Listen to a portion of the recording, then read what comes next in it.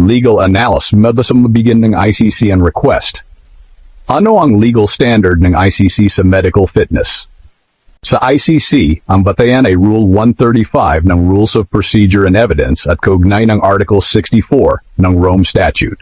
Ang tanong ng korte, may sakit ba ang akusado? May kakayahan ba siyang maunawaan ang kaso at makalahok ng makabuluhan sa proceedings? Ibig sabihin, kahit may edad, kahit may iniindang sakit, kahit mahina na pisikal, kung kaya pa niyang makipag-usap sa abogado, umunawa ng proseso, at sumagot sa korte, ituturing siyang fit. This is presented to you by Education 4708. Just proceed to view the full content. Magandang araw mga ka-edocs at welcome pong muli sa ating channel. Sa mga hindi pa nakapag-subscribe sa channel ko, mag-subscribe na kayo para lagi kayong updated sa ating mga talakayan araw-araw. Kaya tara na. 1. Ano nang nangyari sa kasong ito? Mahalagang tandaan ito. Nag-utos na ang ICC ng Independent Medical Evaluation. Court-appointed experts na ang nagsuri, hindi prosekusyon.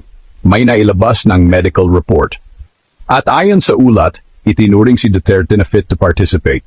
Ito ang pinakamalaking hadlang sa anumang bagong request. Sa mata ng ICC, na-address na namin ang isyung ito. Kailan lang muling mag-grant ng bagong independent team ang ICC? Hindi sapat ang hindi kami sa ngayon. Ang simpleng pagtutol ng depensa sa resulta ay hindi legal basis para sa panibagong medical team. Ang ICC ay magbibigay lang ng panibagong pagsusuri kung may isa o higit pa sa mga sumusunod. A. May bagong medical evidence.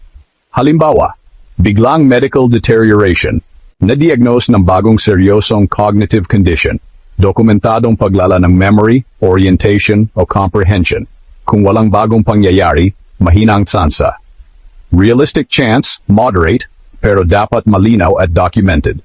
B. May serious procedural defects sa naunang exam. Halimbawa, kulang ang oras ng pagsusuri, hindi na isagawa ang standard neuropsychological tests.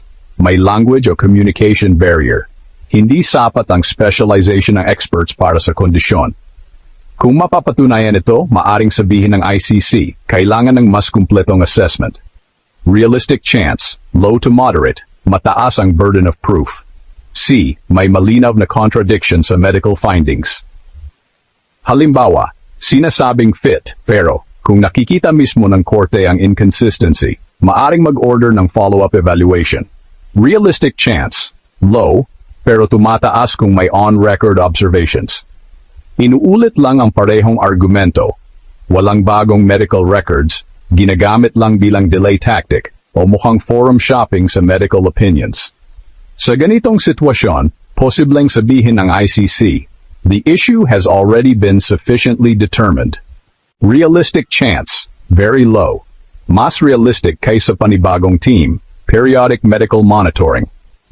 Imbes na bagong evaluation, regular health reports, ongoing observation ng court, procedural accommodations, mas maikling hearings, mas madalas na breaks, mas mabagal na pacing ng proceedings, limited follow-up assessment.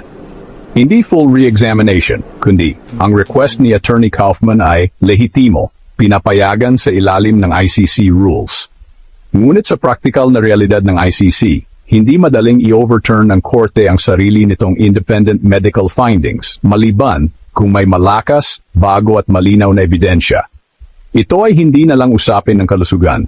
Ito ay usapin ng judicial finality at credibility ng korte. Sa mata ng ICC, hindi sapat ang pagdududa, kailangan ng patunay. At hanggat walang bagong ebidensya, mananatiling mas mabigat ang desisyon ng korte kaysa sa panibagong kahilingan ng depensa. Kung kayo ang hukom ng ICC, papayag ba kayo sa panibagong medical team? Kalusugan, hustisya, at ang hangganan ng due process sa ICC. Sa usaping kahilingan ng kampo ni dating Pangulong Rodrigo Duterte para sa panibagong independent medical team, malinaw na hindi lang ito legal na argumento. Ito ay isang pagsubok sa prinsipyo ng international justice. Sa unang tingin, tila simple ang tanong, may sakit ba si Duterte o wala? Pero sa mata ng International Criminal Court, maling tanong yan. Ang tamang tanong ay ito, May kakayahan pa ba siyang humarap, umunawa at lumahok sa paglilitis? Ang punto ng depensa, lehitimo pero hindi automatiko. Walang mali sa paghiling ng independent medical evaluation. Ito ay karapatan ng bawat akusado kahit dating pangulo sa ilalim ng due process. Ngunit sa puntong ito ng kaso, hindi na nagsisimula sa zero ang depensa. Ang ICC ay nag-utos na ng sariling medical examination gamit ang mga eksperto ng korte mismo. At batay sa naging resulta, itinuring si Duterte na fit to participate. Dito nagsisimula ang problema ng depensa. Ang ICC hindi medical debate forum. Sa isang international court, hindi inuulit ang pagsusuri dahil lamang may hindi nasiyahan sa resulta. Kung papayagan ng ICC ang panibagong medical team sa bawat pagtutol ng depensa, mauuwi ang proseso sa walang katapusang medical opinions at mawawala ang say-say ng judicial finality. At ito ang malinaw na ayaw mangyari ng korte. Ang tunay na hinihingi ng ICC, patunay, hindi pagdududa sa puntong ito, malinaw ang pamantayan ng ICC. Hindi sapat ang edad, dating karamdaman, o mga pahayag ng depensa. Ang hinihingi ng korte ay bago, malinaw, at dokumentadong ebidensya ng kawalan ng kakayahang lumahok. Kung wala nito, ang kahilingan para sa panibagong independent medical team ay mahina sa batas kahit malakas sa opinyon publiko. May manipis na linya sa pagitan ng karapatan at pag-iwas. Dito nagiging sensitibo ang usapin. Kapag masyadong naging mahigpit ang korte, maari itong akusahan ng pagwawalang bahala sa kalusugan ng akusado. Ngunit kapag masyadong naging maluwag, maari naman itong gamitin bilang paraan upang i-delay o iwasan ang hustisya. At sa puntong ito, malinaw na ayaw ng ICC na magmukhang nagpapadala sa taktika ng delay. Mas malamang na kompromiso, kaysa konsesyon.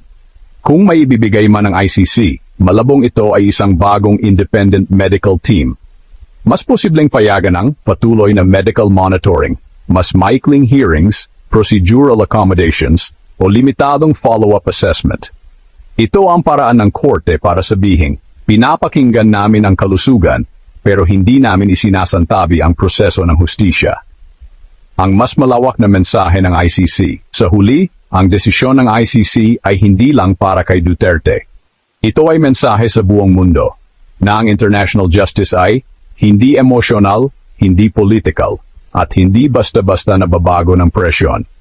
Kung may hahadlang sa proseso, kailangan itong patunayan, hindi ipagpalagay. Editorial verdict. Ang kahilingan para sa panibagong independent medical team ay lehitimo, legal, ngunit mahina sa kasalukuyang konteksto ng kaso. Hanggat walang bagong ebidensya, mas mananatiling mas mabigat ang naunang medical findings ng korte kaysa sa panibagong hiling ng depensa. Sa ICC, hindi sapat ang pagkakaroon ng dahilan, kailangan itong patunayan. At sa pagitan ng awa at pananagutan, ang batas ang huling magsasalita.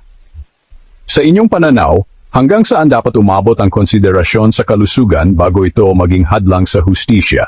Kung kayo ang hukom ng ICC, papayag ba kayo sa panibagong medical examination o sapat na ang naunang desisyon ng korte?